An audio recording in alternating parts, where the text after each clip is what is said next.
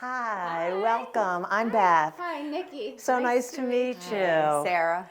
Nice to meet you, Beth. Sarah. Hi, Stan. Nice to meet you. Welcome back to the Associateds Around the Table. I'm your host, Beth Goldsmith. Everyone's Jewish journey looks different. For some, it begins in childhood. For others, it emerges later in life, sparked by a moment, an experience, or a relationship. In a time when many are examining what it means to be Jewish, we speak with Nikki Mann, Stanley Sarah, and Sarah Vorsanger about their paths and learn about the associated network programs that build Jewish identity.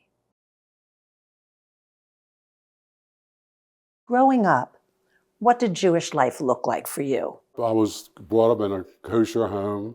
I went to Hebrew Day School at the Talmudical Academy. My whole life was Jewish, kiddush on Friday nights for my grandmother, going to shul every Saturday. And then things sort of stopped. My mom passed when I was 11, and I moved in with a family, my aunt and cousins who I love dearly, but did not keep kosher. I went from TA to Johnny Cake Junior High, and it was like a whole nother world for me. I grew up in New York, in Queens, but I grew up in a neighborhood that wasn't very Jewish. I went to Hebrew school and I had a bat mitzvah, but we weren't a very practicing family. When it came to the holidays, especially like the high holy days, we'd always go to my grandparents, and I think that was where Judaism was really instilled. How about you, Nikki? I grew up in Pikesville, and so I think just culturally and being entrenched in such a dense Jewish community, it was naturally part of my life.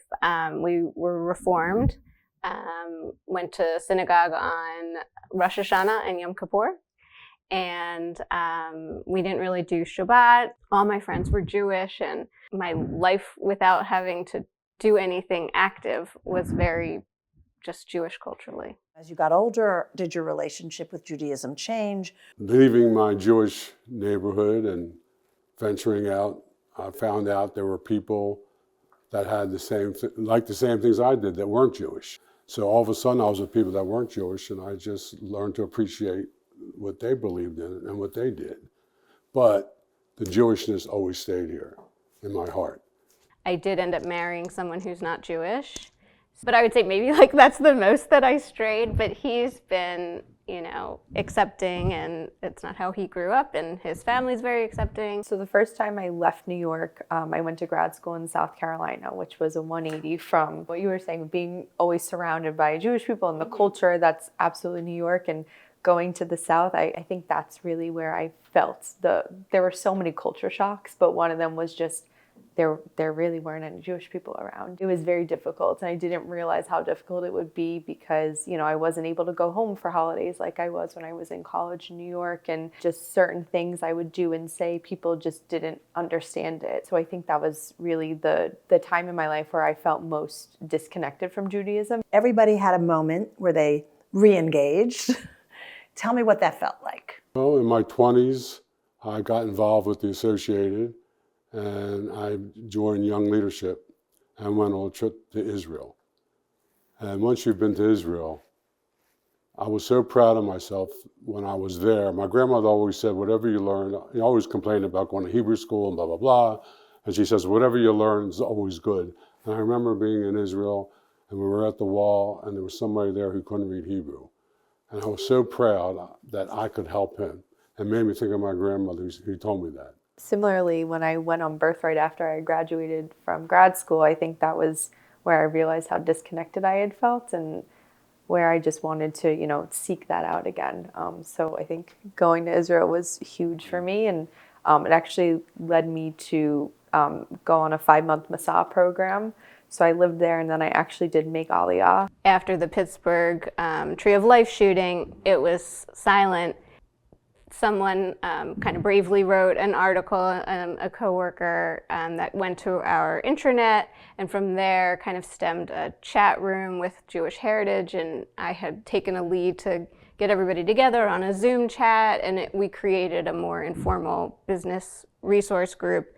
And so that was kind of like the start of my leadership with feeling more connected. I think feeling that otherness and unfortunately, like the hatred, kind of just made me feel more proud and loud. How did you get engaged with the Associated? I've been to some events. I think I had been to the Jewish Professional Women events, Inspired Women's Project, pretty much seeking professional women who are looking to be involved and go on this trip to Israel for 10 days. We were able to go February of 25. Post October 7th, it was not the trip that maybe other cohorts had gone on, but it was really meaningful and special. Now I have like this group of friends, 20 of us that went together, and now we're on a WhatsApp chat. And so whenever there's a new event coming, everybody says, oh, I'm going to this event, is it, who's going to go, or I'm going to do this, whether it's with the Associated or not. So it's given us, that smaller community of more engaged, involved women too.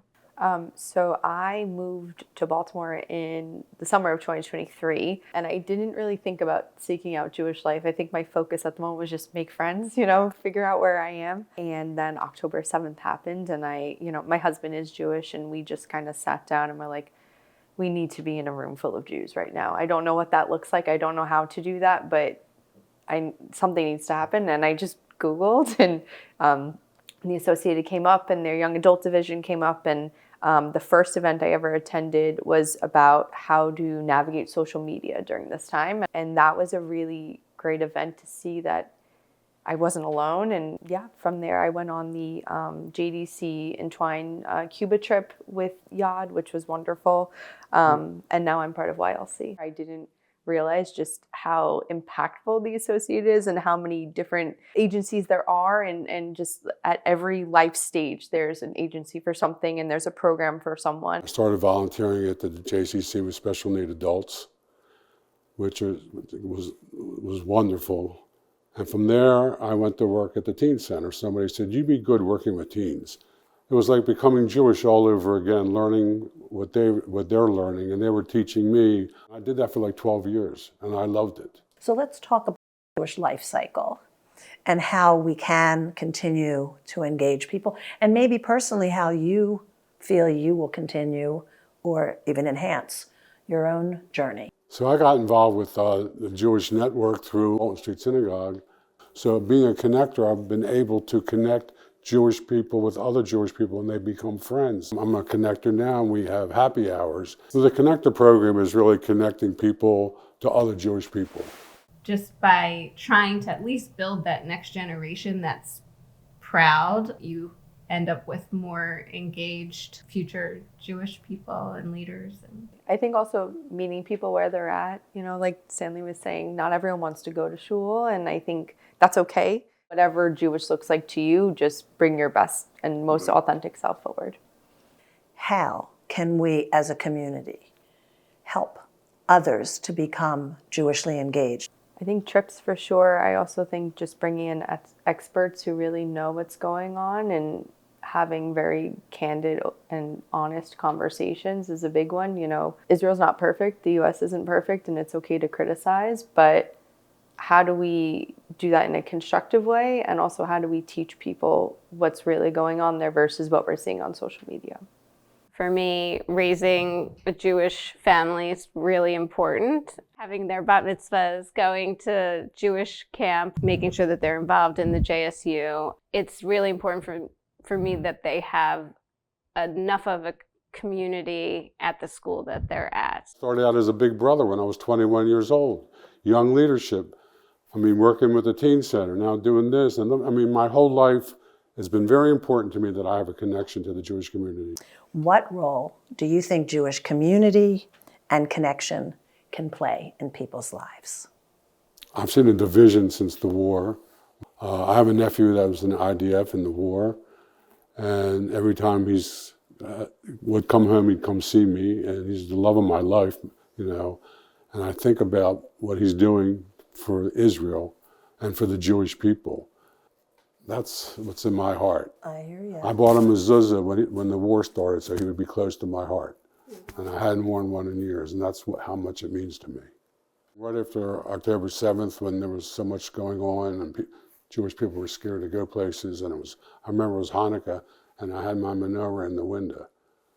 And a friend of mine, somebody who wasn't being mean, said to me, maybe you shouldn't have the menorah in your window. I said, I'm not hiding it. I'm proud of who I am, and my cousin's fighting in this war, and I'm not going to hide it. You know, similar to not being afraid to put your menorah in your window or have your mezuzah on your door. But don't be afraid to just speak out and against like the hate. Thank you so much for taking the time to come and speak, because I'm sure people really want to hear your stories, and hopefully you can keep on connecting others and telling your story. That's really what it's all about. Thanks again. Thank you. Thank you so much for being here. To learn about Associated Network programs that build Jewish identity, go to associated.org. We hope you'll join us for the Associated's next edition of Around the Table as we continue to explore what our community is thinking about today's issues.